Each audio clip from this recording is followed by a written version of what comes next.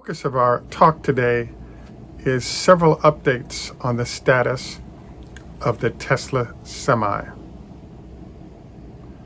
This is Greg for Teslafaninsight. Thanks once again for joining us. If this is your first time, welcome. If you're a repeat visitor, welcome back.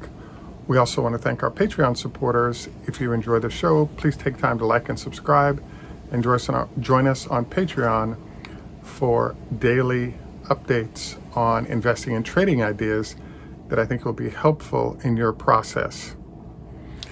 We also want to remind you that this is a copyrighted broadcast. All rights are reserved for all comments made.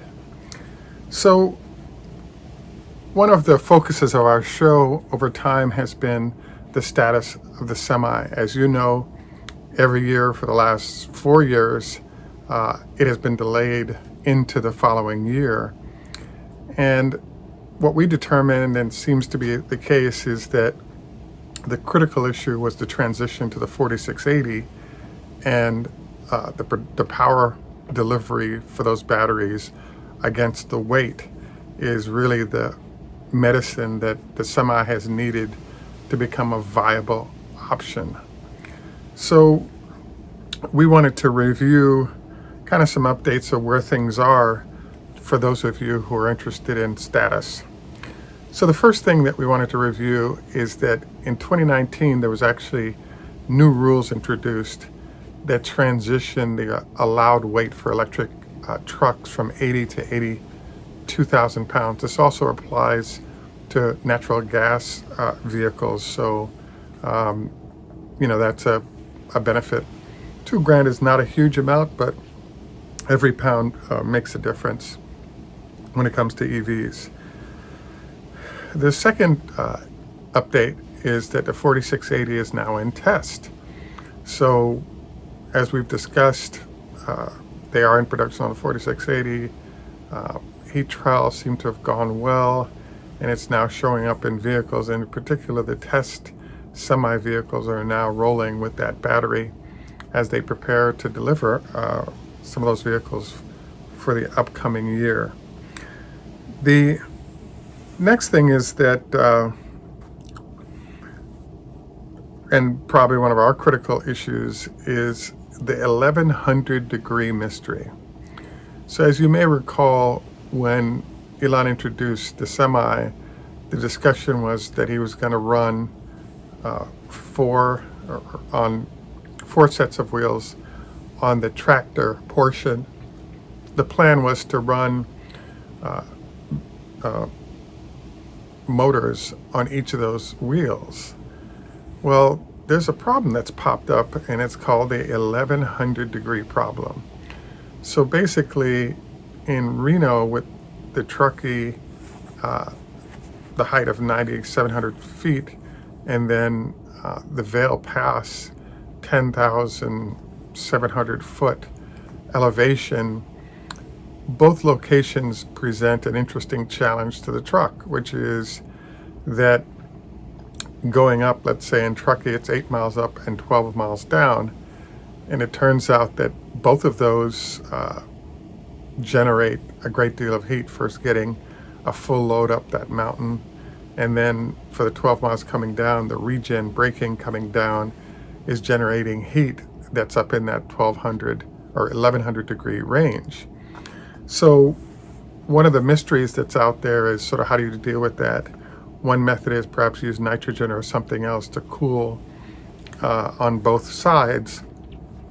The other question is, do you simply run motors on 18 different sets of wheels, and now your overall temperature is running about 500 degrees per motor?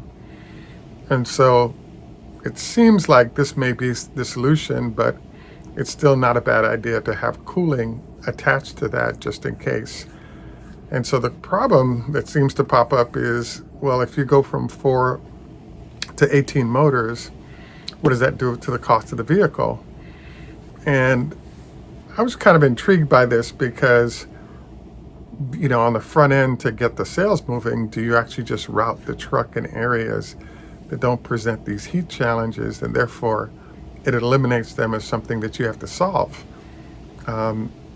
Obviously, they're perfectionists. Elon's a perfectionist and wants everything working perfectly out the box. But as he stated, the goal is that they're targeting the Semi initially for runs. 70% of the runs for delivery trucks is no more than 250 miles. So the idea was multiple stops out, multiple stops returning, and that's 70% of the trips. And the question is, why, I'm not saying panic, but why put a lot of energy into the situation in Truckee and in Vail Pass when it represents a fairly small percentage of the vehicle runs that might be done. Now, as you may recall, some of the biggest buyers are Walmart, and some of the biggest places that want to use the trucks are in California, which do have some mountain action, particularly in Southern California, San Gabriel Mountains. But I just think that if you have a choice between getting the thing done and solving a mountain issue, it sounds reasonable to sort of, get the vehicle out rather than just concentrate on elevation challenges.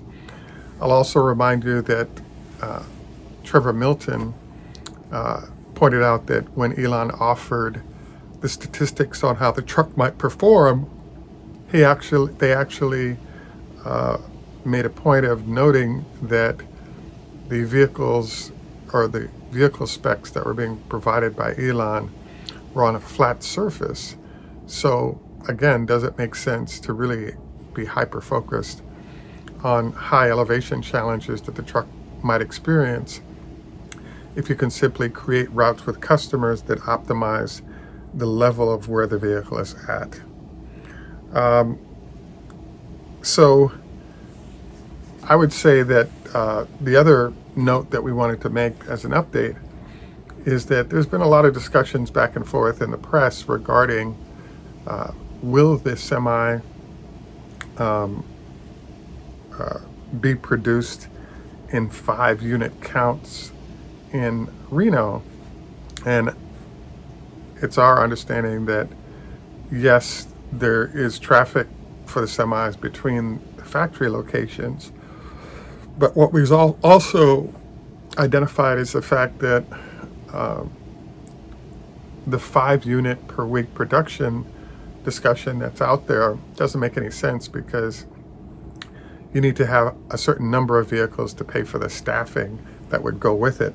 So yes, there are 10 to 20 vehicles that have been built in various stages, but all of them are in a test mode, and real live production hasn't started yet, because it's really relying on all the tests working to spec on the Semi, and then you can sort of create or segregate a certain amount of factory space to staff up, train, and build these vehicles. So the final question on the Semi that we wanted to evaluate is, let's say worst case scenario, you not only go 18 motors to cover each of the wheel sets, as well as some kind of nitrogen or some other vehicle to cool those motors. You're now in an interesting position where, what is that going to cost, and how do your buyers feel about that expense? And the answer is, it's going to cost more money, but I think that the type of customers that are out there for these vehicles will be willing to pay the cost because of all the cost savings that they would experience in the process of doing this. Might Elon and Tesla decide to, sort of cut back on the number of motors? I think that's a possibility, but leaving a lot of freight out there at risk if these motors failed, as we described, doesn't seem like a great way to build long-term customer relationships. So I don't think that they'll make the effort to execute without some way to solve this heat problem. I also wanted to throw it out there. There are a lot of really great engineers that watch our show, so I look forward to any comments that you might have about how they might address this heat dissipation challenge because yes, it would occur on those giant hills, but you also have to think about the fact that there are small mountains in Southern California and other places, and you also have very high temperatures you have to deal with in certain places anyway. So some kind of management for this heat is appropriate and should be considered.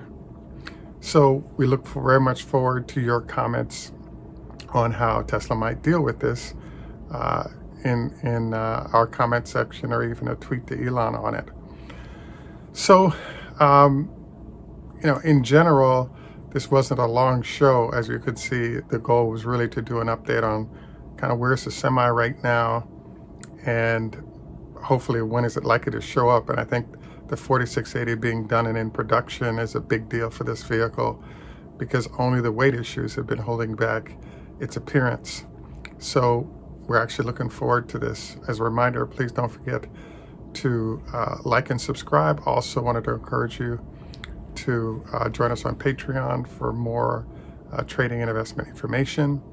And we also want to move next into our health tips.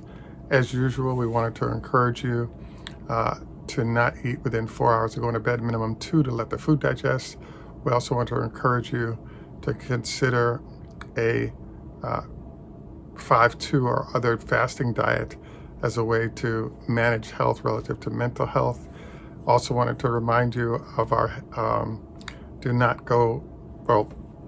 I also want to remind you regarding do not eat heavily prior to lovemaking, because that food will slow blood flow to other extremities and therefore might impact that.